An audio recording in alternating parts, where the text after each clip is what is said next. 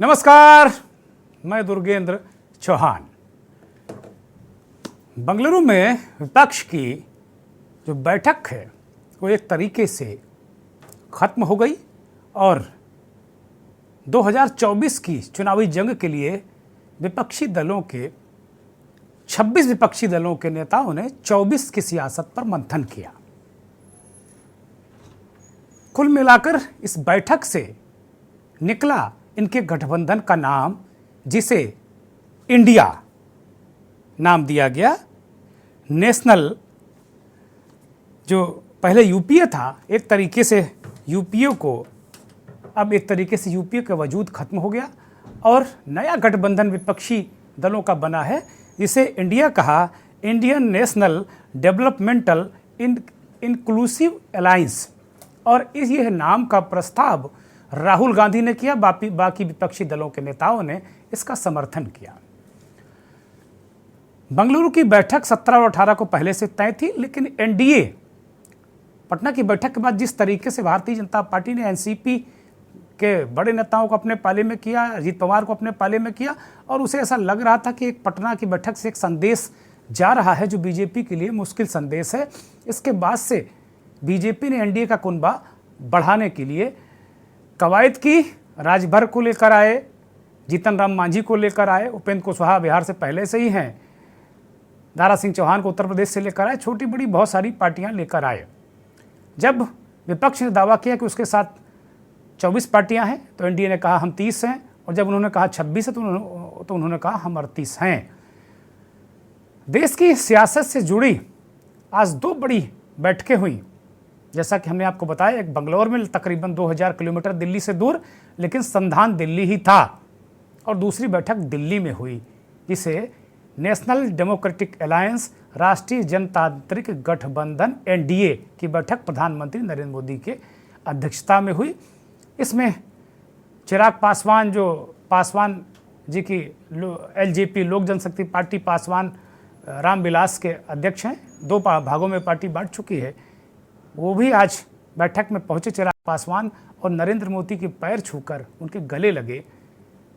पिछले दिनों जब उनको बंगला खाली करना पड़ा था तो बहुत सारी बातें उन्होंने कही थी, लेकिन वो भी एनडीए में आ गए हैं। तो इस तरीके के दलों को, छोटे छोटे दलों को बीजेपी लेकर एक बड़ा मिशन लेकर चली है, और 11 राज्यों में जिस विपक्ष की सरकार है, 6 पूर्व मुख्यमंत्री जिस बैठक में आज शामिल हुए, वो बंगलुरु की बैठक है, और उस मोर्चे का नाम है इंडिया। तो सीधे सीधे अब 2024 का मुकाबला एनडीए वर्सेस इंडिया हो गया है।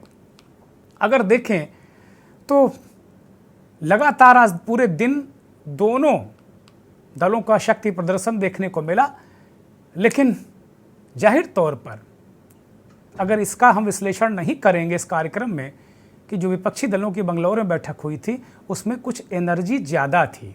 हो सकता है अति उत्साह हो, लेकिन एनर्जी ज़्यादा दिख रही थी। और शाम को जो दिल्ली में एनडीए की बैठक हुई, उसमें वो एनर्जी देखने को नहीं मिली। हालांकि उन दलों से, जीतन राम मांझी या जो 1-2 साउथ के दल थे, उनसे प्रधानमंत्री का स्वागत कराया गया, ये संदेश देने के लिए कि महादलित, महापिछड़े अभी एनडीए के साथ में हैं। लेकिन विपक्ष ने यह निशाना साधा कि किस एनडीए के साथ में है। एनडीए तो शिवसेना, जेडीयू, बादल, अकाली दल, इन सबको, टीडीपी, इनको मिलाकर ये एनडीए था। कौन सा एनडीए? जेडीयू के प्रवक्ता केसी त्यागी को मैंने आज कहीं कहते सुना, वो कह रहे थे कि भाई एनडीए से तो पहले बीजेपी को बाहर कर दिया गया, अब एनडीए कौन सा एनडीए? अब तो ये जो छोटे छोटे दलों को इकट्ठा कर रहे हैं, और जो विपक्षी दल हैं वो गिना रहे हैं कि जो 38 दल हैं उसमें 25 का तो एक भी ना तो एमएलए है और ना एमपी है। 7 ऐसे दल हैं उनके एक एमपी हैं। 4 ऐसे दल हैं जो जेडीयू से या जनता दल मूल है उससे टूटे हुए हैं, चाहे वो रामविलास पासवान का हो, उपेंद्र कुशवाहा का हो, जीतन राम मांझी का हो, और पासवान जी के भाई उनका दल हो। तो 4 दल। इस तरीके से विपक्ष ने एनडीए की व्याख्या की, और इसी तरीके से प्रधानमंत्री और अन्य दलों ने भी कहा कि भाई ये कुल मिलाकर ये चोर, लुटेरों, भ्रष्टाचारियों, परिवारवादियों का गठबंधन है। लेकिन जब से शाम को जब ये नाम तय हो गया इंडिया, तो ममता बनर्जी ने कहा कि अब लड़ाई एनडीए बनाम इंडिया है। अब क्या आप कहेंगे कि इंडिया हार गया? बड़ा टेक्निकल मामला फंस गया है। हालांकि हमारे चैनल वाले भाइयों ने अलग अलग हाइफन और बिंदियां लगाना शुरू कर दिया है इंडिया में। मैंने अभी पिछले 8-10 सालों के अंदर ऐसा कभी नहीं देखा। इन चैनल वाले भाइयों ने ही, जैसे एनडीए को भी लिखना चाहिए तो एनडीए, तो सारी वर्तनी तोड़ रखी थी, लेकिन अचानक जैसे ही आज नाम इंडिया हुआ तो वर्तनी याद आ गई सबको। एक वरिष्ठ महिला पत्रकार कह रही थी कथित इंडिया। मुझे नहीं लगता कि ये कथित शब्द के मायने भी उन्हें पता होंगे। बहुत संभल कर बोलना चाहिए, और कहीं भी किसी के बारे में भी, क्योंकि ये कोई हम पाकिस्तान के राजनीतिक दलों की चर्चा नहीं कर रहे हैं। दोनों राष्ट्रवादी हैं, दोनों भारतीय जनता पार्टी का गठबंधन हो, एनडीए हो चाहे इंडिया हो, जिसमें देश के विपक्षी पार्टियों के गठबंधन हैं। तो कुल मिला के पूरी तरीके से अब चौसर बिस्ती दिख रही है, और बेंगलुरु बैठक में यह तय हो गया कि नाम तय हो गया, प्रोग्राम तय हो गया, और उद्धव ठाकरे ने कहा कि अगली बैठक मुंबई में होगी। उन्होंने एक फिल्मी डायलॉग भी कहा कि जैसे मैं हूँ ना, किसी फिल्म का उन्होंने जिक्र किया है, मुझे पता नहीं कौन सी फिल्म है, तो उन्होंने कहा हम हैं ना, जनता के लिए कहा हम हैं ना। और उन्होंने मुंबई में अगली बैठक का ऐलान किया। चेहरे का सवाल जब पत्रकारों से किया गया, पत्रकारों ने जब चेहरे का सवाल किया तो खड़गे ने कहा कि अभी 11 सदस्यीय समिति बनेगी, वो संयोजक तय करेगी, और चेहरा हम सब हैं।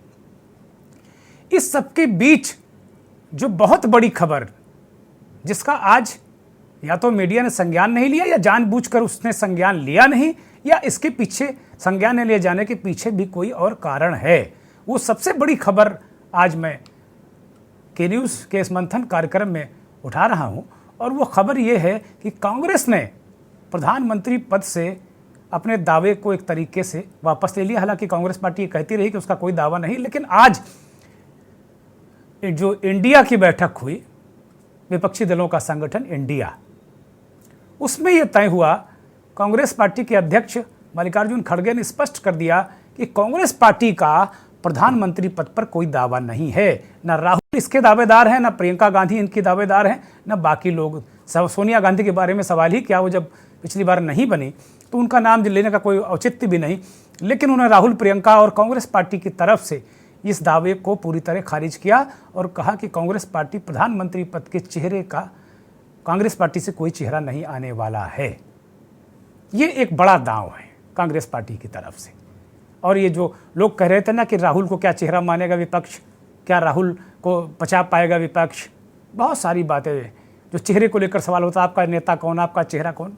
नेता और चेहरे का सवाल भी बरकरार है, लेकिन राहुल को नेता क्या मानेंगे, ये बड़ा जो आज सवाल है उसको कांग्रेस पार्टी ने बड़ी चतुराई से खत्म कर दिया। और इस तरीके के जो निर्णय हो पाए, सोनिया गांधी जो अब एक तरीके से इतिहास बन चुका है यूपीए, उसकी चेयरपर्सन आज सोनिया गांधी वहां मौजूद थी। बहुत सारे नेताओं से उनकी मुलाकात और गुफ्तगू भी हुई, और उन्होंने एक तरीके से साफ तौर पर इस बात को कहा कि कांग्रेस पार्टी का कोई दावा नहीं है। सोनिया के रहने से इस तरीके के निर्णय हो पाए वहां पर। तो एक तरीके से विपक्षी मोर्चे में सोनिया गांधी ने जान फूकी, कमान उनके हाथ में, अपरोक्ष रूप से, प्रत्यक्ष तौर पर ना होकर परोक्ष रूप से है, और उसका संचालन खड़गे साहब कर रहे हैं। अगली बैठक जो महाराष्ट्र के मुंबई में होगी, उसमें कॉमन मिनिमम प्रोग्राम, न्यूनतम साझा कार्यक्रम, सीटों का बंटवारा, और ये कोशिश की बीजेपी की और उसके गठबंधन के खिलाफ इंडिया का एक उम्मीदवार और एनडीए का एक उम्मीदवार, 1-to-1 लड़ाई कम से कम 400-450 सीटों पर बनाने की विपक्ष की कवायद है। राजनीतिक विश्लेषक कहते हैं कि अगर ये सफल हो गए तो बहुत बड़ा परिवर्तन भी हो सकता है। विपक्षी दल जो हैं वो एनडीए की बैठक को एक तरीके से कह रहे हैं कि ये भूत बन चुके एनडीए में जान फूकने की कोशिश है। बहुत सारी चीज़ें कही हैं, दोनों तरफ से सेनाएं तैयार हो रही हैं। सबसे बड़ा सवाल यही है कि 2019 में सबसे बड़ी जीत हासिल करने वाला एनडीए क्या इस बार वो प्रदर्शन दोहरा पाएगा, या उसके आगे जाएगा, या विपक्ष जिसे इंडिया, आज से नाम जिसका इंडिया हो गया है, क्या वो मोदी को, बीजेपी को चुनौती दे पाएगा? बड़ा सवाल मंथन में।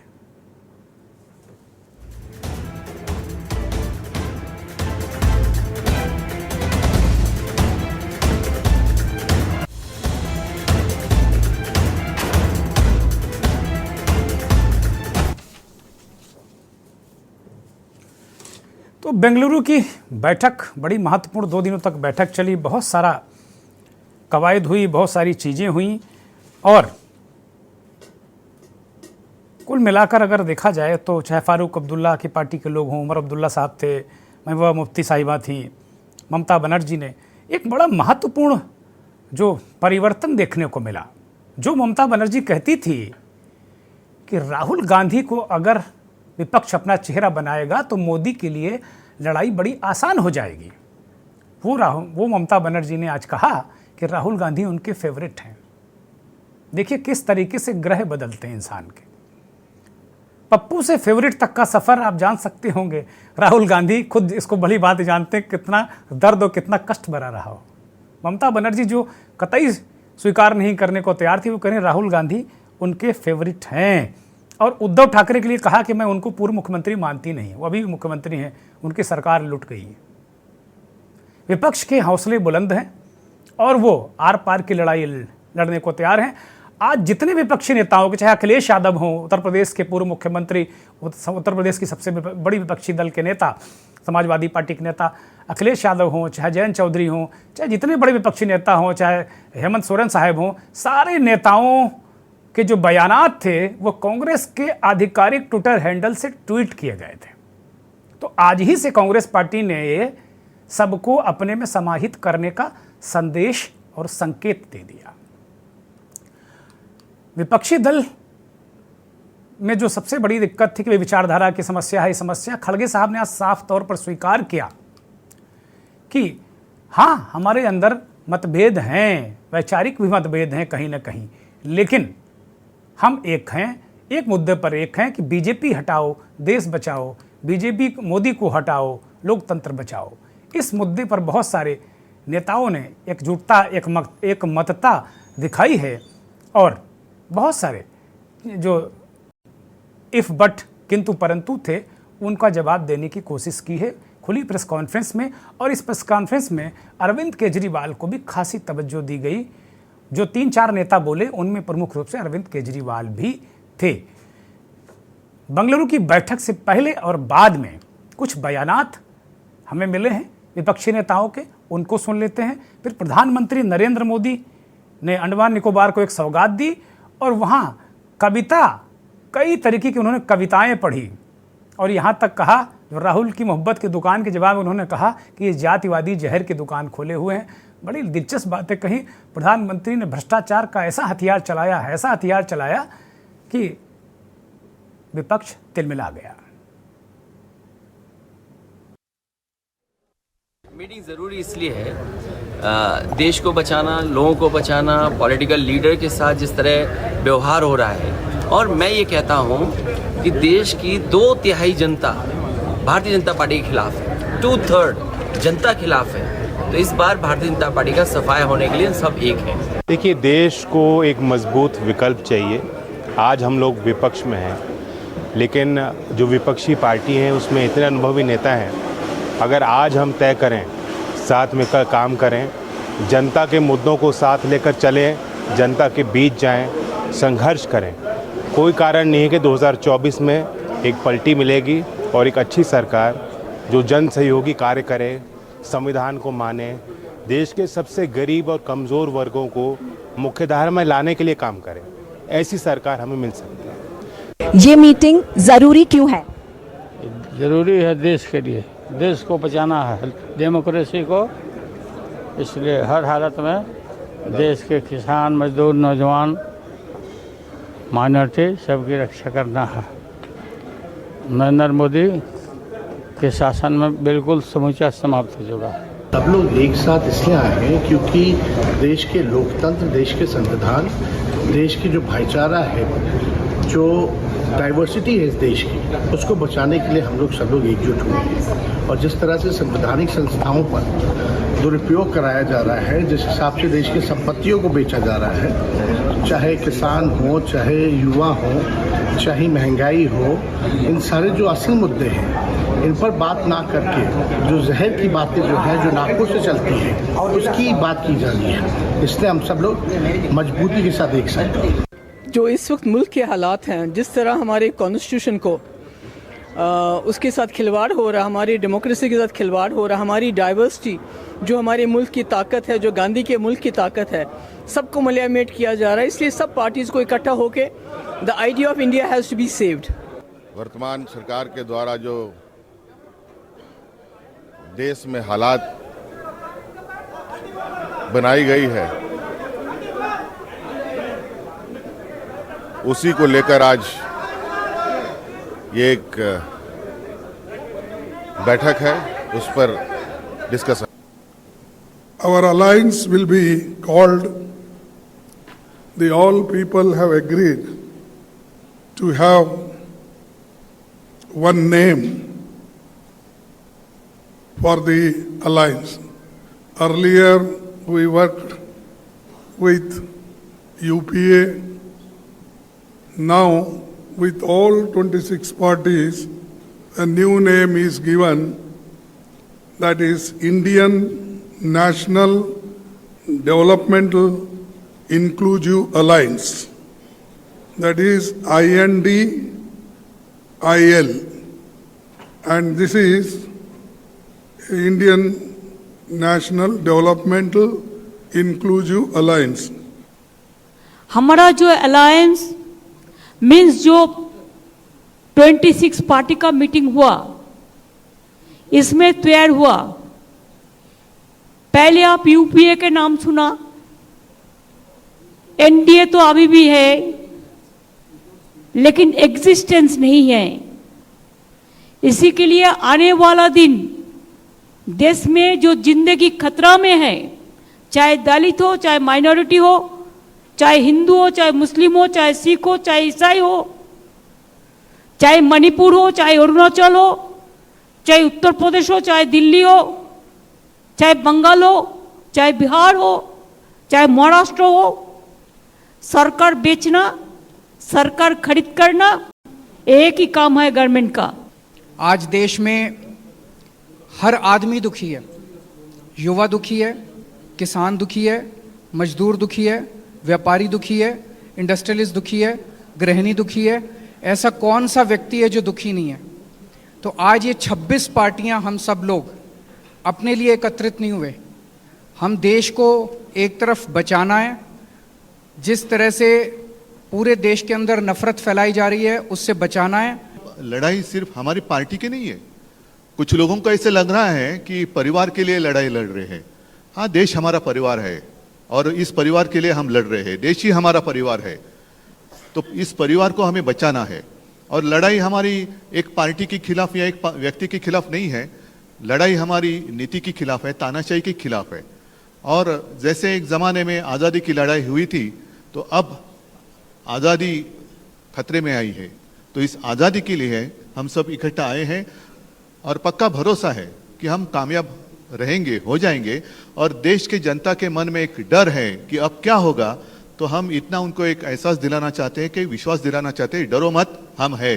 देश की आवाज को दबाया और कुचला जा रहा है। ये देश की आवाज के लिए लड़ाई है और इसीलिए ये नाम चुना गया, Indian national developmental inclusive alliance, मतलब इंडिया। लड़ाई एनडीए और इंडिया के बीच में है, नरेंद्र मोदी जी और इंडिया के बीच में है, उनकी विचारधारा और इंडिया के बीच में है। आप जानते हो, जब भी कोई हिंदुस्तान के सामने खड़ा होता है, इंडिया के सामने खड़ा होता है, तो जीत किसकी होती है, कहने की जरूरत भी नहीं है। अवधारणा राजनीति का प्रमुख हथियार है, अवधारणा बनाना। और इंडिया नाम रखकर विपक्ष ने एक अवधारणा बनाने की कोशिश की और उन हमलों को भी एक तरीके से काउंटर करने की कोशिश की जो विपक्ष को लेकर सत्ता पक्ष के लोग या प्रधानमंत्री खुद करते हैं। वो कह रहे हैं कि भाई, जब इंडिया के खिलाफ कोई खड़ा होता है तो नतीजा क्या होता है, इंडिया जीतता है। एक परसेप्शन, एक अवधारणा की राजनीति। लेकिन बेंगलुरु बैठक जब चल ही रही थी तो प्रधानमंत्री ने एक अंडमान निकोबार के लिए एक कार्यक्रम में उन्होंने क्या कहा, और बल्कि मैं बता ही देता हूं क्या कहा। उन्होंने बहुत तीखे हमले किए, बहुत सारी जो तीर हैं अपने तरकस से छोड़े। उन्हें जरा सुनिए। के लिए मैं यही कहना चाहूंगा, नफरत है, घोटाले हैं, नफरत है, घोटाले हैं, तुष्टीकरण है, मन काले हैं। नफरत है, घोटाले हैं, तुष्टीकरण है, मन काले हैं। परिवारवाद की आग के दशकों से देश हवाले हैं। साथियों, इनके लिए देश के गरीब के बच्चों का विकास नहीं, बल्कि अपने बच्चों का, अपने भाई भतीजों का विकास मायने रखता है। आजकल आप देखते हैं कि देश में स्टार्टअप बढ़ रहे हैं। हमारे युवा बड़ी संख्या में पेटेंट करा रहे हैं, ट्रेडमार्क रजिस्टर करा रहे हैं। स्पोर्ट्स की दुनिया में मेरे देश के नौजवान छाए हुए। प्रधानमंत्री ने कविता के जरिए बहुत ही करारा प्रहार किया। हम एक ब्रेक के लिए यहाँ रुक रहे हैं और ब्रेक के उस पार मंथन शुरू करेंगे।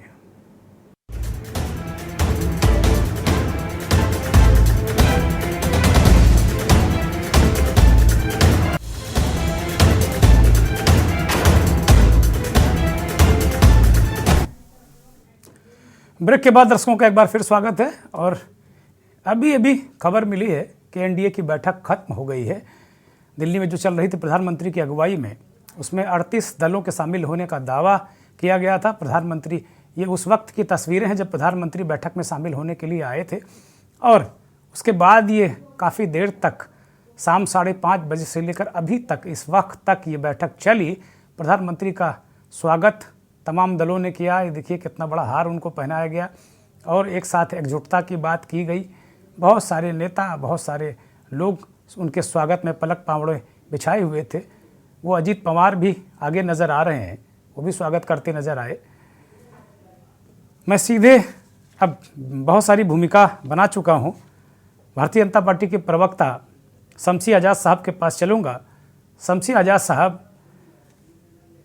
एनडीए के जवाब में इंडिया, एक बड़ा मोर्चा विपक्ष ने खड़ा कर दिया है। इसमें 11 राज्यों में विपक्ष की सरकारें हैं, 6 पूर्व मुख्यमंत्री उसमें शामिल हुए थे। एक तगड़ा जनाधार है। उस मोर्चे ने एनडीए को चुनौती दी है, और ये कहते हुए कि कौन सा एनडीए, अब तो एनडीए के जो मूल घटक थे वो खत्म हो गए, भूत बने एनडीए को जिंदा करने की कोशिश की जा रही है। और बैठक भी आप लोगों ने नकल कर ली उनकी, आज उनकी बैठक तो आपने भी कर डाली। क्या इससे क्या असर पड़ेगा? बीजेपी कुछ लग रहा अंदर से हिली हुई है। शमसी आजाद, देखिए आपने बात बहुत मुद्दा भी आज आपने बनाया है। जो एक तरफ एक विपक्ष सत्ता पक्ष की बैठक कर रही थी, और आपने देखा भी कि एक तरफ वो पार्टियां हैं, अभी ना कोई चाहता है ना कोई दर्शाता है, दूसरी जगह किसी पे लड़ेगा ना किसी का बंटवारा तय, मतलब कुछ भी अभी तक तय नहीं। मुझे लगता है बाकी साथी अनम्यूट कर लें शमसी आजाद को, दर्शक सुन नहीं पा रहे हैं, क्योंकि आपस में बातचीत ना करें कृपया। शमसी आजाद साहब को हम सुन नहीं पा रहे हैं। आजाद साहब बोलिए, जरा लाउडली बोलिए, थोड़ा दमदारी के साथ में। आज लग रहा है पूरा मामला ढीला ही है। ये अरुण यादव मुस्कुरा रहे हैं, अरुणेश यादव ज्यादा, और कीर्तिनिधि भी मुस्कुरा रहे हैं, लेकिन आपका मामला कुछ ढीला ही लग रहा है। बड़ा हमको एनडीए की बैठक में बड़ा सन्नाटा लगा था, बड़ा पीस एकदम पीछे चल रहे थे लोग, और यहाँ बिल्कुल खिले हुए थे, लहरा के, चाहे लालू यादव हो चाहे जौन जितने लोग हो दिख रहे हैं। तो जरा यहाँ स्क्रीन पर तो खिले रहिए महाराज। यादव हो, चाहे वो अखिलेश यादव हो, चाहे वो नीतीश कुमार हो, चाहे वो सोनिया गांधी हो, राहुल, जो भी विपक्ष हो, ममता बनर्जी, केजरीवाल और मान जी और महबूबा मुफ्ती, जितने लोग भी थे, तो इन सब लोगों को अपना वजूद बचाना, इन सब लोगों को अपना वर्चस्व दिखाना, इन सब लोगों को अपनी उपस्थिति दर्ज कराना कि राजनीति में भी ये जिंदा है कि वो लोग हैं जो दिखलाना चाहते हैं कि 2024 में अपनी दुकान सजाना। आप देखते हैं ना कि मेला ये सरकारें हैं उनकी, कैसी बात कर रहे हैं आप? केजरीवाल की 2 सरकारें हैं, कांग्रेस की 4 सरकारें हैं। अरे वो वजूद थोड़ी, वो जिंदा है भाई। आप उनको कैसे हल कैसे आंच सकते हैं? बोलिए। 24 का चुनाव है, जो इसमें जो पार्टियां लड़ रही हैं वो कहां पर हैं?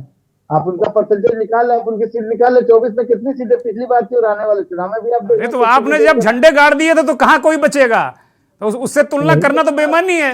आप जब सुपरस्टार हो गए, 303 सीटें अकेले जीत ली आपने, तो फिर क्या बचा उसमें? यही तो मैं कह रहा हूँ। तो आप कह रहे 2 राज्यों में, तो लोकसभा चुनाव की बात कर रहा हूँ ना। चलिए आप ये हमको बताइए जल्दी से, चूंकि काफी समय बयानवान सुनाने में निकल गया, बाकी हमारे सारे लोग और भी इंतजार कर रहे हैं। इस जो इंडिया बना है, इंडिया, इसका कैसे काउंटर करेंगे? बड़ी मुश्किलें आएंगी, बोलने में भी दिक्कत आएगी आपको। नहीं, मुश्किलें करने की जरूरत ही नहीं। इनके लिए तो आज इंडिया बना हुआ है, क्योंकि इन लोगों ने हमेशा इंडिया को इंडिया समझा ही नहीं, भारत को भारत समझा नहीं। अब ये लोगों के ऊपर जो है अपनी पार्टी बचाना, अपनी साख बचाना, अपनी राजनीति बचाना, अपनी जमीन बचाना है, तब इनको इंडिया याद आ रहा है। तो आज इन्होंने दिखलाया कि हमारे अंदर भी राष्ट्र प्रेम है, हमारे अंदर भी देश का प्रेम है, तब इन्होंने इंडिया बनाया। इसके पहले तो ये लोग लगता है इंडिया शब्द जानते ही नहीं थे। आज इन्होंने इंडिया सहारा लिया क्योंकि भारत की जनता। ठीक है शमसी भाई, मैं अरुणोष यादव के पास जाता हूं। डॉक्टर साहब, प्रधानमंत्री ने एक कविता पढ़ के बिल्कुल भिगो के, अब तब तक इंडिया नहीं बना था, जब तक उन्होंने भिगोया था तब तक ये विपक्ष था। वो कह रहे हैं नफरत है, घोटाले हैं, तुष्टीकरण है, मन काले हैं। प्रधानमंत्री जी ने बहुत आज कवि हृदय अटल बिहारी वाजपेयी जी की तरह वो नजर आए आज। जी, सबसे पहले तो दुर्गेंद्र जी आपका बहुत बहुत धन्यवाद और हमारे सभी साथियों को नमस्कार।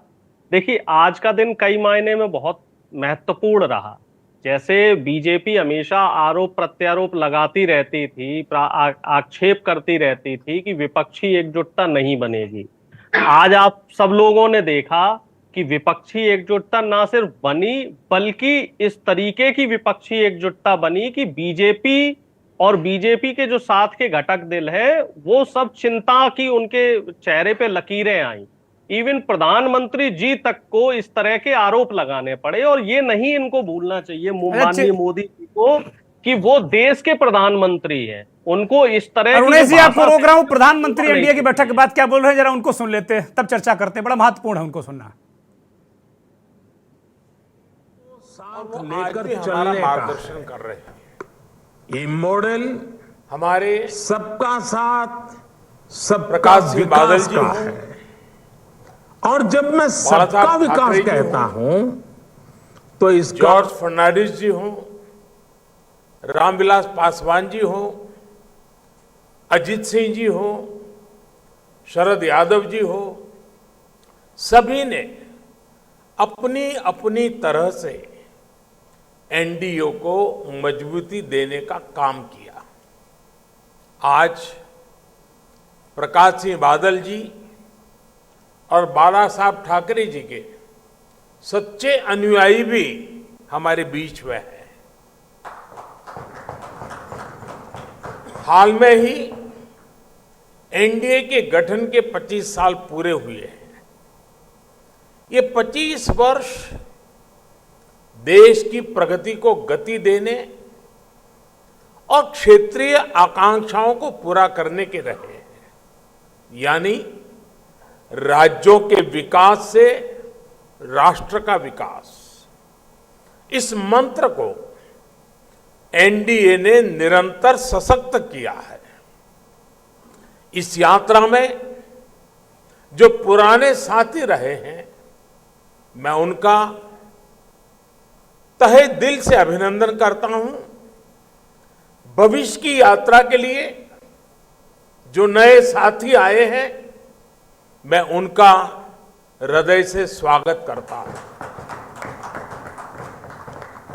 साथियों, एनडीए के 25 वर्षों की यात्रा के साथ एक और सुखद संयोग जुड़ा है।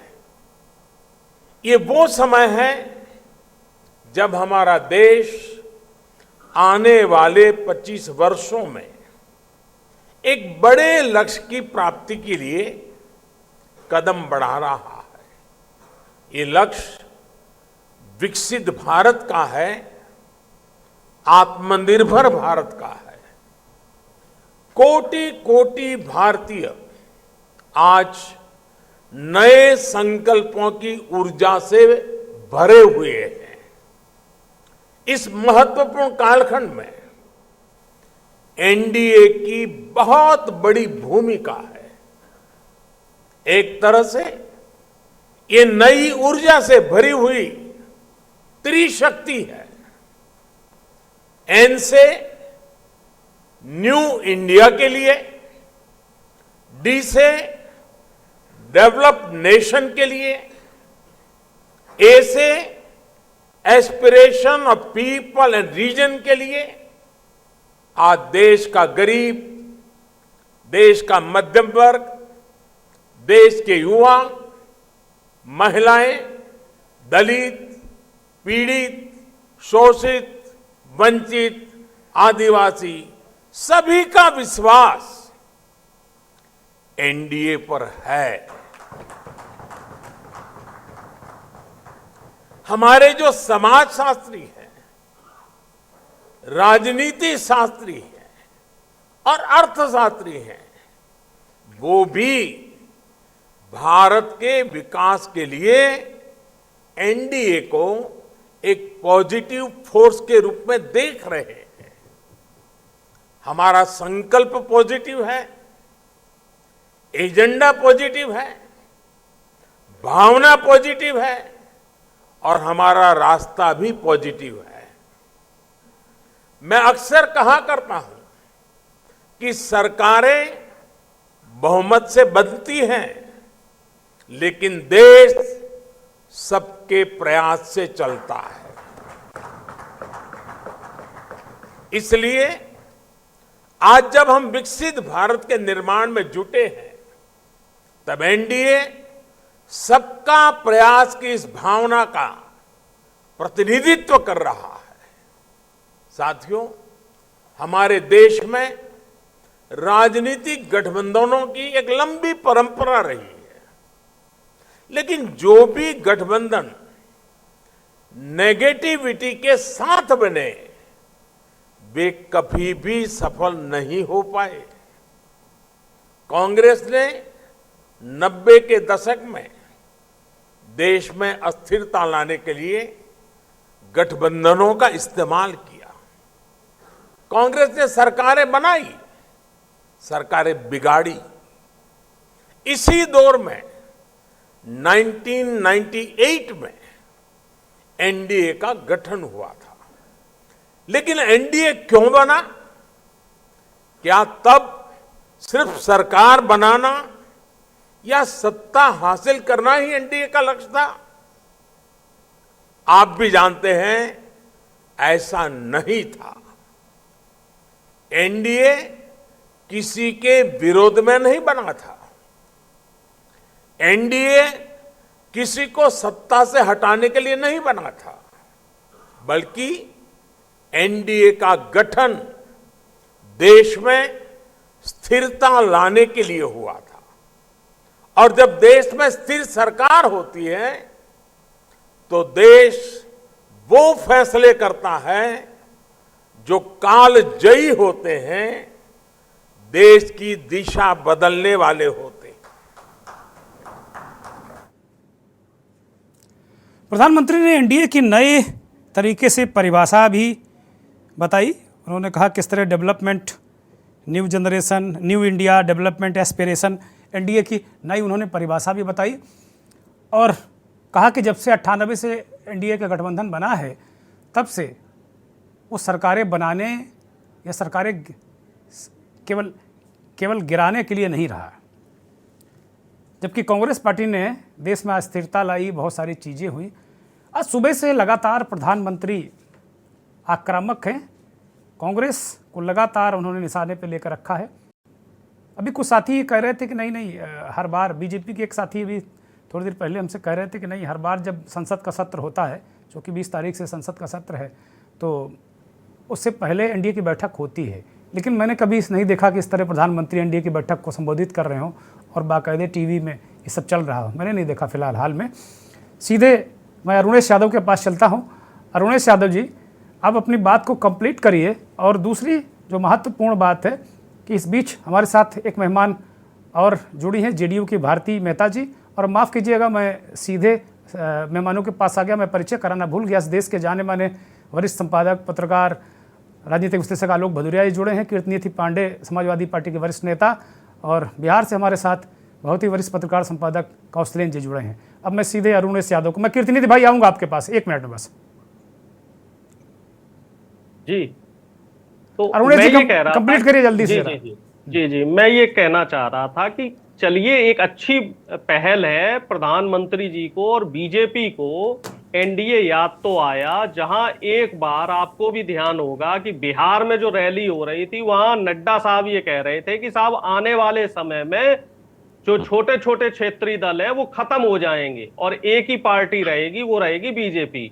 और आज आपने देखा कि 38 दलों को लेके बीजेपी को बैठना पड़ा, मजबूर होना पड़ा, विवश होना पड़ा। तो ये हमारा जो गठबंधन बन रहा है इंडिया, ये उसकी ताकत है। और हमारा जो प्रोग्राम था ये पहले से शेड्यूल था, ये 23 जून से शेड्यूल था कि 17 और 18 तारीख को बंगलौर में बैठक होगी। उसी की देखा देखी में आनन फानन में बीजेपी ने एक ये बैठक, उसका जवाब दे दीजिए ना। कांग्रेस पे बड़ा गंभीर आरोप लगा रहे हैं, वो कह रहे हैं कि भैया कांग्रेस पार्टी सरकारें गिराने के लिए सरकारों का जो क्षेत्रीय दलों का अपने गठबंधन के साथियों का इस्तेमाल करती रही हो भारत की राजनीति को अस्थिर करने के लिए। और एनडीए पे बड़ी जिम्मेदारी है। एनडीए एक तरीके से अब अगले 25 साल का विजन लेकर आया, बहुत सारी बातें वो कर रहे हैं, बड़ी गंभीर बातें कर रहे हैं प्रधानमंत्री। देखिए, पिछले 5 साल प्रधानमंत्री जी ने नेहरू जी, गांधी जी और कांग्रेस को कोस कोस के ही निकाले कि साहब 70 साल ये गड़बड़ रही, वो गड़बड़ रही, कांग्रेस ने ये गलत किया, नेहरू जी ने ये गलत किया, गांधी जी ने ये गलत किया। और अब जो आगामी चुनाव है, अब इसमें भी कांग्रेस को कोसेंगे। लेकिन प्रधानमंत्री जी खुद भूल रहे हैं कि महाराष्ट्र में उन्होंने क्या किया, मध्य प्रदेश में उन्होंने क्या किया, कर्नाटक में जो पूर्ववर्ती सरकार थी वहां क्या किया था, गोवा में क्या किया था। मैं अरुणेश जी आऊंगा आपके पास, मैं कीर्तनिधि को शामिल करता हूं। अब ठीक, सारी बातें आ गई। अब मैं चूंकि बाकी लोगों को ले लूं, कीर्तनिधि पांडे जी, प्रधानमंत्री लगातार विपक्षी दलों को नफरत, तुष्टीकरण क्या क्या कह रहे हैं, और वो कह रहे हैं कि एनडीए के हाथ में बड़ी जिम्मेदारी है, बड़ा पवित्र गठबंधन है। और 98 से जब से इसका गठन हुआ है बहुत सारे, और आज सबसे महत्वपूर्ण बात थी कि बहुत पुराने साथियों के प्रति उन्होंने बहुत आभार जताया है। उसमें जॉर्ज फर्नांडीज साहब हैं, अजित सिंह साहब हैं, अब इस दुनिया में नहीं, फर्नांडीज साहब भी नहीं, शरद यादव साहब भी नहीं, पासवान साहब भी नहीं, बादल और ठाकरे के अनुयायी भी अब उनके साथ में हैं, जो असली वाले अनुयायी हैं। ये पूरे लोगों के प्रति उन्होंने एक श्रद्धा सुमन अर्पित किए हैं। तो ये तो अच्छी बात है कि भाई कोई बहुत बड़ा नेता अपने पुराने साथियों को याद कर रहा है। लेकिन पुराने साथी याद कब आते हैं, जरा ये भी बताइए। बोलिए कीर्तनिधि, आपकी आवाज नहीं आ रही, अनम्यूट करिए। देश के माननीय प्रधानमंत्री जी जिस तरीके से अपना संबोधन कर रहे थे, जिस तरीके से इंडिया जो गठबंधन बना उस पर हमला कर रहे, माननीय प्रधानमंत्री जी भूल गए। कर रहे शिवसेना के जो प्रमुख रहे बाला साहब ठाकरे के असली अनुयायी कौन है? जो देश के गद्दार हैं महाराष्ट्र के अंदर। क्या एकनाथ शिंदे है असली अनुयायी? अगर असली अनुयायी का सवाल होता, क्या बाला साहब ठाकरे अपना दायित्व तो उद्धव साहब ठाकरे को देके जाते? और कह रहे कि असली अनुयायियों के हमारे साथ हैं।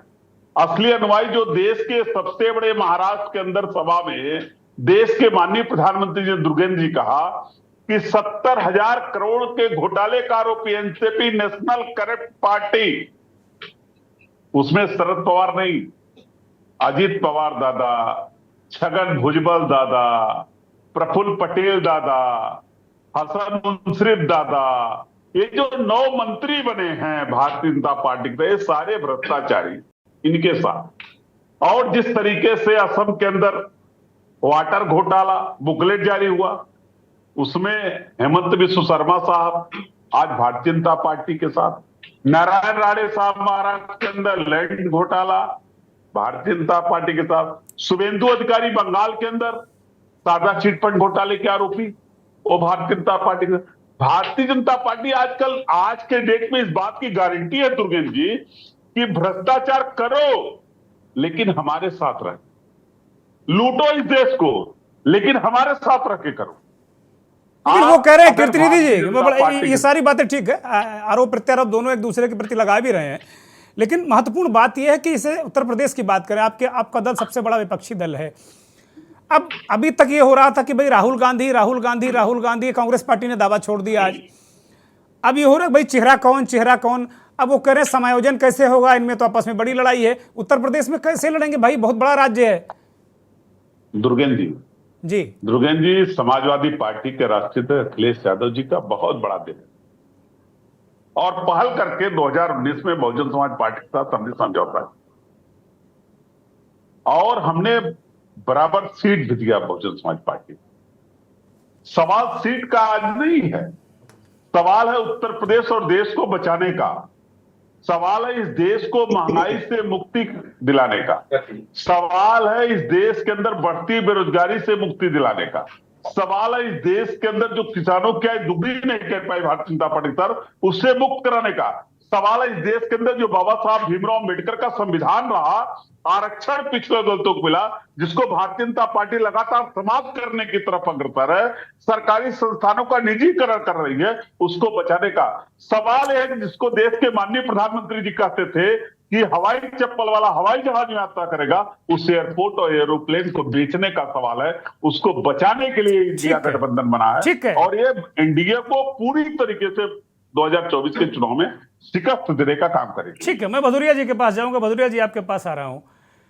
एक तो इस बात की चर्चा आज हम हुई नहीं बहुत ज्यादा, मतलब मुझे लगता है बिल्कुल ही नहीं हुई कि कांग्रेस पार्टी के अध्यक्ष ने अपना दावा छोड़ दिया कि भाई प्रधानमंत्री का फेस उनकी पार्टी से कोई नहीं हो रहा। फिलहाल बैठक में उन्होंने साफ तौर पर कह दिया, ये मेरे हिसाब से सबसे बड़ी खबर है।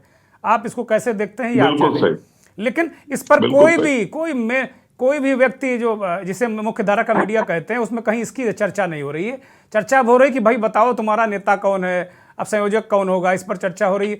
और प्रधानमंत्री जी लगातार अभी बहुत सारी बातें कर रहे थे। सवाल दुर्गेंद्र जी यही है कि जो असली मुद्दा उसको देश की मीडिया चर्चा नहीं कर। कितनी जी आपके पास आ रहा हूं मैं, अभी लौटूंगा। आलोक जी से मेरा सवाल है। आलोक जी, देखिए धन्यवाद दुर्गेंद्र जी, आपका जो सवाल है बिल्कुल जायज है, उस पर चर्चा नहीं हो रही है और उसको घुमाया जा रहा है, ये बात भी सही है। लेकिन इसमें एक चीज को आप समझिए जो महत्वपूर्ण है, जो मुझे समझ में आ रही है, मैं चाहता हूं कि सबसे पहले हम लोग उसी पे ही बात करते हैं। ठीक बात। आप मीडिया से हैं तो हम लोग मीडिया से ही बातचीत शुरू करते हैं। एक सर्वे आया एनडीटीवी में, एक एनडीटीवी के मालिक हैं अदानी साहब जी, उसमें बताया गया कि सर्वे में 35,000 लोगों से उनकी मतलब ये राय शुमारी की गई। क्या निकला? 85% ने क्या कहा? हाँ भाई, ऐसा बदलाव की बात पे कैसे कह दी एनडीटीवी ने? एनडीटीवी तो गौतम अडानी का है। पहली बात, क्या वो निष्कर्ष को दाएं बाएं नहीं किया जा सकता? क्या आप ये जानते हैं? जानते हैं। लेकिन अब एक चीज है कि कैसे दिखाया, और दिखाया तो क्या उसमें कोई संशोधन नहीं किया? अगर संशोधन नहीं किया और अगर असलियत दिखा रहे हैं तो क्या आप ये समझ नहीं रहे कि ये देश की असलियत आ रही है, देश की हवा बता रही है कि कहाँ जा रही है? इसको भी थोड़ा सा हम और आगे ले चलते हैं थोड़ा सा। इसका मतलब कि क्या उद्योगपतियों का रुझान बदल रहा है? अभी जैसे आपने जो देखिए, एक बात है, क्या उद्योगपति पॉलिटिकली करेक्ट होने की दिशा में आगे बढ़ चुके हैं? आपने बहुत ही अभी महत्वपूर्ण बात करी जब आपने विषय प्रवेश कराया, बहुत शानदार विषय प्रवेश था। उसमें यह था कि 11 राज्यों में सरकार है। क्या अदानी को भी उनका डर है कि उनमें क्या होगा? हिमाचल प्रदेश में आप देख ही चुके कि क्या हुआ। तो एक और सर्वे, थोड़ा सा एक और सर्वे में आइए, हम दूसरे सर्वे में चलते हैं। दूसरा सर्वे हुआ है साकाल का। साकाल का सर्वे बड़ा महत्वपूर्ण है। साकाल के सर्वे में जब एनसीपी की जब टूट नहीं हुई थी, अजित पवार जब वो शपथ लेने नहीं गए थे, तब भारतीय जनता पार्टी का वोट का प्रतिशत था 33, और जब एनसीपी के टूट के बाद में उसका प्रतिशत हो गया 26, यानी 7% की गिरावट। दो महत्वपूर्ण सर्वे ये आपको क्या दिखाते हैं? ये दिखाते हैं कि ये बदलाव चल रहा है, माहौल बदल रहा है। और क्या माहौल है? माहौल क्या है? माहौल ये है कि जो आपके खड़गे जी ने जो आज भाषण दिया, भाषण क्या है, भाषण की मैं केवल एक लाइन उठाता हूँ मीडिया से संबंधित। मीडिया शत्रुतापूर्ण व्यवहार कर रहा है विपक्ष के साथ, ये बड़ा महत्वपूर्ण है खड़गे जी की लाइन। यही लाइन, ऐसी ही लाइन आपके कांग्रेस के राहुल गांधी ने जब वो दिल्ली में पहुंचे थे अपनी भारत जोड़ो यात्रा के दौरान, तब भी उन्होंने यही बात कही जो सब जगह फैला दी गई। अब इसको लौट करके आइए, अब मैं आपके सवाल के जवाब में आऊं। अभी उस मुद्दे पे नहीं जाता कि कौन नेता आएगा, उससे पहले एक बात और मैं कहना चाहूंगा। एक लड़ाई हुई थी भारतीय जनता पार्टी के नरेंद्र मोदी साहब ने, बहुत जबरदस्त लड़ाई लड़ी थी। वो लड़ाई की जमीन जो तैयार की गई थी, वो तैयार की गई थी कोयला घोटाला से, 2G घोटाला से। याद करिए 2G वो घोटाला है जिसमें सीबीआई बैठी रही थी, वो पिंजरे का तोता, लेकिन तब भी कोई गवाही देने नहीं आया। क्या हुआ उसका? ठीक, अब आप नए में आ जाइए, नए में आइए कि आप अजित पवार जी के खिलाफ क्या आरोप लगाया जा रहा था जी एक हफ्ते पहले, और अब क्या हुआ? वही उनको एक बार फिर शपथ दिलाई गई थी रात में। आज एनडीए की बैठक में अजीत जी माला लेकर सबसे आगे थे प्रधानमंत्री के स्वागत में। नहीं, लेकिन हाँ, तो देश के सारे भ्रष्टाचारी माननीय प्रधानमंत्री के साथ है दुर्गेश जी। अब मैं देश के सारे कीर्तनेश जी जरा आलोक जी को बोले दीजिए प्लीज, मेरे पास समय बहुत कम है, चूंकि आज काफी समय इधर उधर चला गया है। प्रधानमंत्री के कीर्तनेश जी आलोक जी को कंप्लीट करने दीजिए, कंप्लीट करने दीजिए उनको। मुझे ऐसा लगता है अब जैसे मैं ये 38 पार्टियों की 38 है ना, पार्टी की 36 है, नहीं 38 है। 38 पार्टी में से आप नॉर्थ ईस्ट की पार्टीज कितनी है? 9 जी, और 9 में से कुछ एक ऐसी हैं जिनका तो मतलब मुझे ढूंढना पड़ा कि उनको कितना वोट मिला, वो कब रजिस्टर्ड हुई। इनमें से कुछ पार्टी का तो मुझे पता भी नहीं। कांग्रेस वाले गिना रहे थे कि जो 25 दल हैं 38 में, इनका कोई एमपी नहीं है, 7 के एक एमपी हैं, और 4 पार्टियां वो हैं जो जनता दल से टूटी हैं। ये अभी कांग्रेस के कोई नेता गिना रहे थे, कहीं हम देख रहे थे। सही है। अब मैं तो नॉर्थ ईस्ट पे आता हूँ। नॉर्थ ईस्ट में कुल सांसद कितने? असम को थोड़ा सा किनारे रख करके बात करते हैं, है ना। असम एक बड़ा राज्य, उसको किनारे रखते हैं। जो पार्टियां हैं उनके टोटल सांसद के सीट कितनी उनके पास में? 4। क्या वो 6 हो जाएंगे? नहीं होंगे। क्या वो 8 हो जाएंगे? नहीं होंगे। तो आप नॉर्थ ईस्ट में क्या आप संख्या कैसे बढ़ाएंगे? नहीं बढ़ा। अब आप आ जाइए बिहार, आ जाइए बिहार से कितने पार्टियां हैं? बिहार में तो ऐसी पार्टियां हैं कि चाचा भी है भतीजा भी है, दोनों एक साथ आ गए। तो सवाल ये है कि अगर वो इन्हीं में ही बंटवारा करेंगे तो भारतीय जनता पार्टी का जो पिछला जो माइलस्टोन जो इन्होंने तैयार किया था 303 सीटों वाला, तो वो 303 सीटों पर भी कैसे पहुंचेंगे? बिहार में अगर वो 6 लोगों को, अच्छा आप एक चीज और याद करिए, चिराग पासवान जी ने पिछले चुनाव में कितनी सीट मांगी थी? लोकसभा की कितनी मांगी थी? राज्यसभा की कितनी मांगी थी? ठीक बात है। तो सवाल है कि इनका जितना जो सिर्फ फुटबॉल की बात कर रहे हैं ना, मैं सिर्फ एक चीज ये कहना चाहूंगा, आपने जो विषय प्रवेश कराया 11 दल बड़े राज्य हैं, छोटे राज्य नहीं है। तो एक बड़े राज्यों के साथ तुलना करना इन्हीं छोटी पार्टियों की करना जिनमें से कई रजिस्टर्ड भी नहीं है। मेरे ख्याल से तृणमूल कांग्रेस रजिस्टर्ड है, आपका आरजेडी रजिस्टर्ड है, कांग्रेस रजिस्टर्ड है, बहुत सारी हैं। और आज खड़गे जी ने स्वीकार भी है कि मेरे साथ भी कुछ ऐसी पार्टियां हैं जो बहुत बड़ी नहीं, छोटी पार्टियां हैं, लेकिन हाँ जाहिर सी बात है। तो सवाल है कि जब इतने सारे लोगों को, इसका मतलब क्या है? भारतीय जनता पार्टी का एक शौक है वो संख्या पे पहुंच जाता है, तो वो संख्या उन्होंने फिर बड़ी कर दी, 38 कर दी। भाई 38 तो कर दी, लेकिन ये कम से कम 16 दलों का टोटल वोट तो बता दो कितने पड़े हैं। ये नहीं बताएंगे, कभी नहीं बताएंगे। आलोक जी कंप्लीट करिए। अब आपका सवाल आता है, मुख्य सवाल पे अब मैं आपका एक जवाब देता हूँ, उसके बाद में मैं आगे बढ़ता हूँ। एक ऐसा है, मैंने कुछ 1-2 पार्टी है जो मुझे भी नहीं समझ में आया कि वो पार्टी है कहाँ, किस राज्य की है। उनमें से एक है भारत धर्म जन सेवा, कहाँ की पार्टी है भाई मुझे नहीं मालूम। एक दूसरी है जन सेना पार्टी, कहाँ की है मुझे नहीं मालूम। मैं अज्ञानी हो सकता हूं, मैं स्वीकार करता हूं इस चीज को। एक और पार्टी है प्रहार जनशक्ति पार्टी, अभी कहाँ पे रजिस्टर्ड है मैं नहीं ढूंढ पाया, ये शायद समय अभाव भी हुआ, मैं उतना नहीं दे पाया। आप चूंकि पैनल में सारे वरिष्ठ लोग हैं, वो मेरे को बता भी सकते हैं क्या। अब जिनकी तारीफ की जा रही है, अब आप आ जाइए भाषण में। हमारे जॉर्ज फर्नांडिस साहब का नाम लिया गया, बहुत अच्छी बात है, एनडीए के संयोजक थे। क्या आज की तारीख में कोई आपके पैनल में से आप बता पाएंगे कि इस समय इंडिया का संयोजक कौन है? वो पद खाली क्यों पड़ा हुआ है? कब से खाली पड़ा हुआ है? सवाल है कि हमको ये सोचना पड़ेगा। ठीक बात है। जितने लोग आए थे, अब आप देखिए महत्वपूर्ण चीज है भारतीय मतलब जो विपक्ष की अगर आप बात करें, आलोक जी 20 सेकंड में कंप्लीट करिए क्योंकि समय थोड़ा सा कम हो रहा है। विपक्ष देखिए, विपक्ष अभी तक ये तय ही नहीं कर पाया, और ये जो नैरेशन चलाया जा रहा है, नैरेटिव कि उसका मुखिया कौन होगा, मुखिया की बात ही नहीं है। भाई सवाल है कि जो चुनाव के बाद में तैयार होता है ना, जो लोकसभा का चुनाव हो जाएगा, जिसके जैसे गणित होंगे, और जिस तरीके से चुनाव होगा, जिसको चुना जाएगा वो अपना प्रधानमंत्री हो जाएगा। सवाल तो ये है, सवाल ये कि मीडिया दरक रहा है।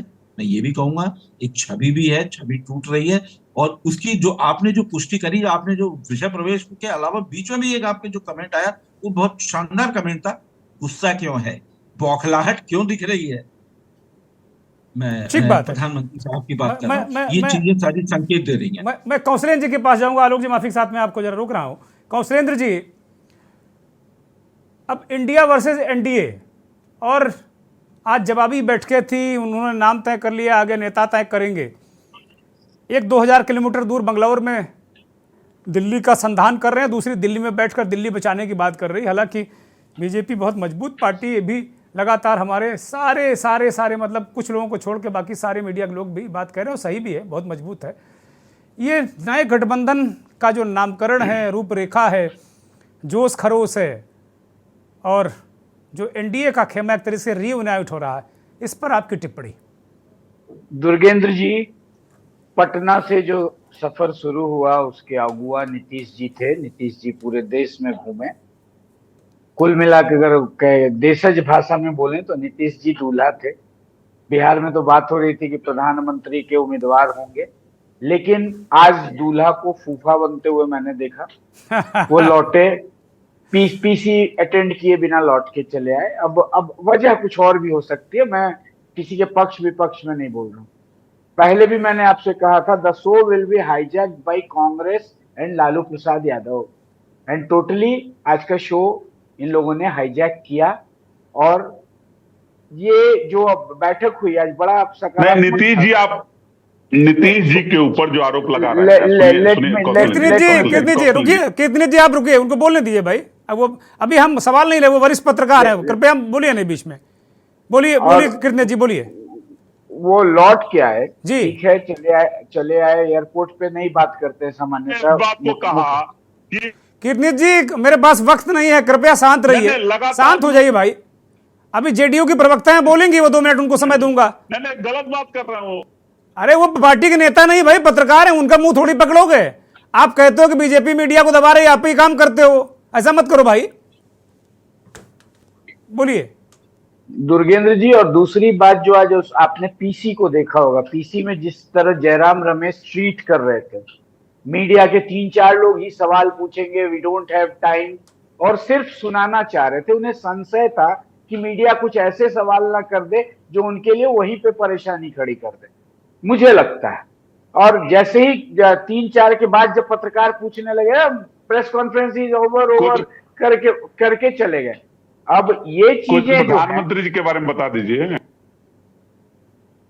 दुर्गेंद्र जी, प्रधानमंत्री जी के बारे में। कीर्तनी जी कृपया मत बोलिए भाई, मैं अनुरोध कर रहा हूं, प्रार्थना कर रहा हूं। अब मेरे पास समय बहुत थोड़ा सा बचा है। जेडीयू की बहन है भारती, उनको मैं लूंगा, बोलिए। हाँ, टोटली आज का जो शो हुआ विपक्ष का, ये लोकतंत्र के लिए एक अच्छा संकेत है। एक सशक्त विपक्ष खड़ा होता दिख रहा है, लेकिन उसके अगुआ कौन होगा ये अभी भी संशय है। ठीक बात। 8 महीने इंतजार कीजिए। 8 महीने में हो सकता है कि 26 का आंकड़ा नीचे आए या ऊपर जाए। नहीं, पिछली बैठक से तो बढ़ा है, 17 से 26 पहुंची है। ये आज का एडवांटेज है, बेंगलुरु का एडवांटेज है। हम लोग पिछली बार बैठे थे तो लग रहा था कुछ कम होंगे। एनसीपी में थोड़ा हल्ला गुल्ला हुआ है, लेकिन फिर भी उसका एक धड़ा जरूर पहुंचा है। तो जाहिर सी बात है, हम लोगों के लिए एक मतलब जो हम लोग कह रहे थे उसमें मैं भारती के पास आऊंगा। भारती जेडीयू की प्रवक्ता है, बिहार से जुड़े हैं। भारती जी, ये अभी हमारे बहुत ही वरिष्ठ पत्रकार कौशलेंद्र जी कह रहे हैं कि भाई वो दूल्हा से फूफा बन गए, नीतीश कुमार जी नाराज हो गए हैं क्या? बस मुझे लगता है भारती जी का ही कमेंट आखिरी होगा, क्योंकि मेरे पास अब वक्त नहीं है। बोलिए भारती जी अनम्यूट करिए, हम सुन नहीं पा रहे हैं आपको।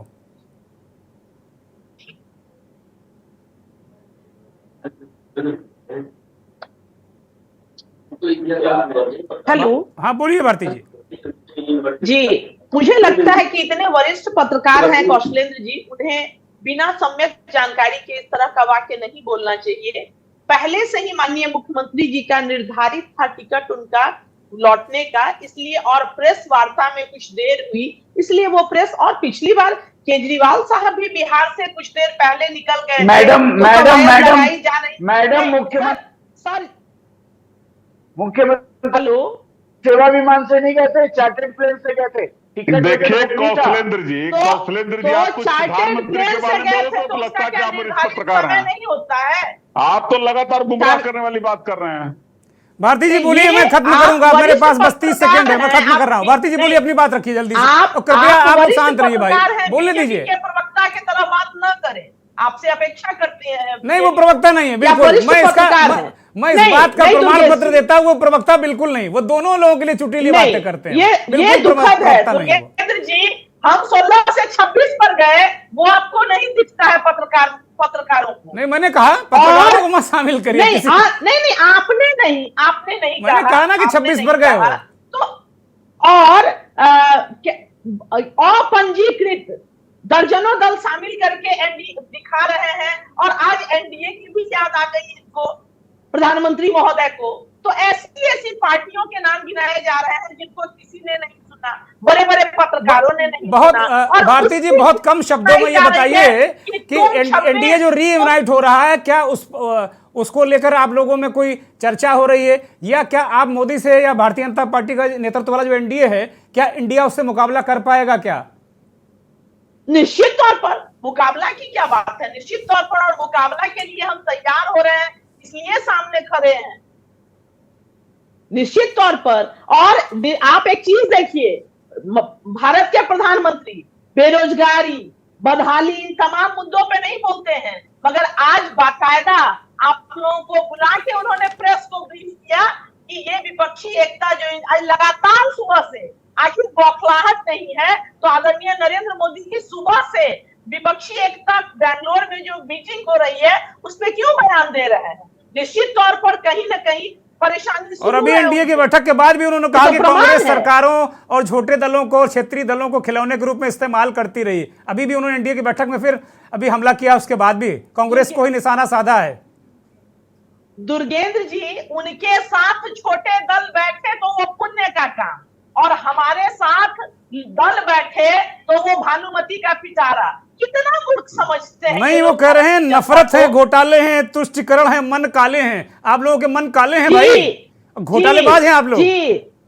जी 1 मिनट, अजीत पवार और छगन भुजबल पे आदरणीय नरेंद्र मोदी ने 48 घंटे पहले कहा था कि 70,000 करोड़ का घोटाला है पवार की पार्टी में, एनसीपी में, और 48 घंटे बाद जब अजीत पवार जी की पार्टी अपने चाचा जी की पार्टी को तोड़ के 8 लोगों के साथ जाते हैं तो सारे पाप धुल गए, भ्रष्टाचार मुक्त। नहीं, उनकी नहीं, उन्होंने कहा कि भाई प्रकाश सिंह बादल जी का जो एक आदमी आ गया है और जो ठाकरे जी के असली वारिस शिंदे साहब आ गए, उन्होंने कहा ये लोग जो ओरिजिनल लोग थे वो आ गए, प्रधानमंत्री जी ने ये कहा है आज। और एनडीए के सारे दिग्गजों का नाम लिया, बड़ा अभिनंदन और आभार व्यक्त किया जो इस दुनिया में नहीं है, बहुत सारे जॉर्ज फर्नांडिस और तमाम लोग। चलिए, अब आज चूंकि वक्त नहीं, चर्चा बहुत नहीं हो पाई, मटेरियल बहुत था हमारे पास दिखाने के लिए, इस वजह से चर्चा नहीं हो पाई, सभी से माफ़ी के साथ में बहुत बहुत शुक्रिया शमसी आज़ाद साहब, डॉक्टर अरुणेश यादव जी, कीर्तिनित पांडे जी, कुमार कौशलेंद्र जी, डॉक्टर भारती मेहता जी और आलोक भदौरिया जी, आपका धन्यवाद। बहुत बहुत आभार उन करोड़ों दर्शकों का जो के न्यूज़ को देखते हैं, हमारे इस खास कार्यक्रम मंथन को देखते हैं। नमस्कार।